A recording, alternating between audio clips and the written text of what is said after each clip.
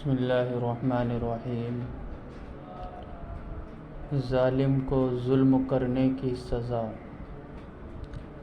ارشاد فرمایا اللہ تعالیٰ نے کہ ظالموں پر خدا کی لعنت ہے۔ فائدہ ظالم کو یہ سزا بھی کافی ہے کہ ظلم پر خدا کی لعنت برستی ہے۔ ظالم وہ آدمی ہے کہ جو کسی کو ناحق ستائے، مال و جان، عزت و آبرو کا نقصان پہنچائے، زبان اور ہاتھ سے کسی کو تکلیف دے، کسی کا کوئی حق دبائے۔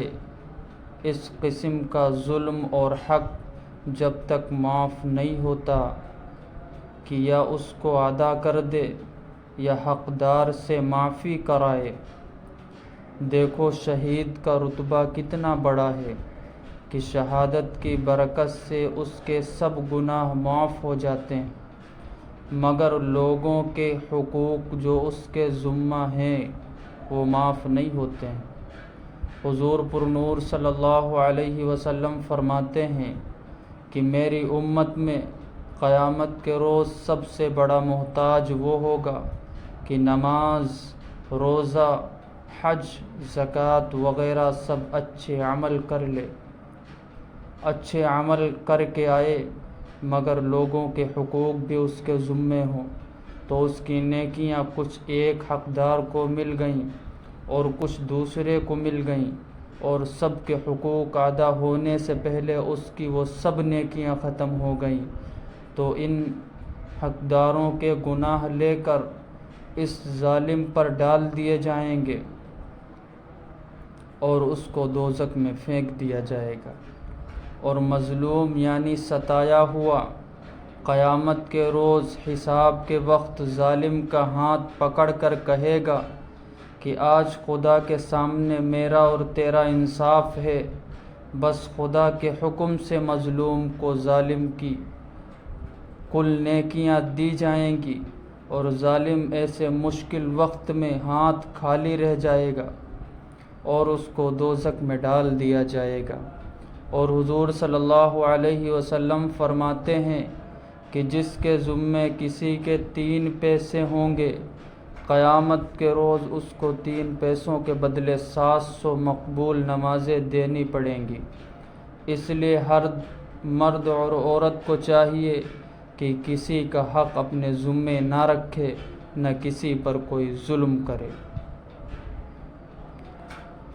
اللہ تبارک تعالیٰ ان باتوں پر عمل کرنے کی توفیق عطا فرمائے۔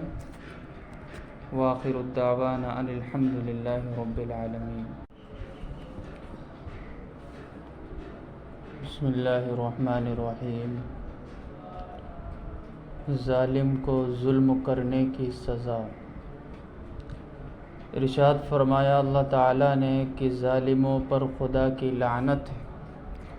فائدہ ظالم کو یہ سزا بھی کافی ہے کہ ظلم پر خدا کی لعنت برستی ہے۔ ظالم وہ آدمی ہے کہ جو کسی کو ناحق ستائے، مال و جان، عزت و آبرو کا نقصان پہنچائے، زبان اور ہاتھ سے کسی کو تکلیف دے، کسی کا کوئی حق دبائے۔ اس قسم کا ظلم اور حق جب تک معاف نہیں ہوتا کہ یا اس کو ادا کر دے یا حقدار سے معافی کرائے۔ دیکھو شہید کا رتبہ کتنا بڑا ہے کہ شہادت کی برکت سے اس کے سب گناہ معاف ہو جاتے ہیں، مگر لوگوں کے حقوق جو اس کے ذمہ ہیں وہ معاف نہیں ہوتے ہیں۔ حضور پر نور صلی اللہ علیہ وسلم فرماتے ہیں کہ میری امت میں قیامت کے روز سب سے بڑا محتاج وہ ہوگا کہ نماز، روزہ، حج، زکوٰۃ وغیرہ سب اچھے عمل کر لے، اچھے عمل کر کے آئے، مگر لوگوں کے حقوق بھی اس کے ذمے ہوں، تو اس کی نیکیاں کچھ ایک حقدار کو مل گئیں اور کچھ دوسرے کو مل گئیں، اور سب کے حقوق ادا ہونے سے پہلے اس کی وہ سب نیکیاں ختم ہو گئیں، تو ان حقداروں کے گناہ لے کر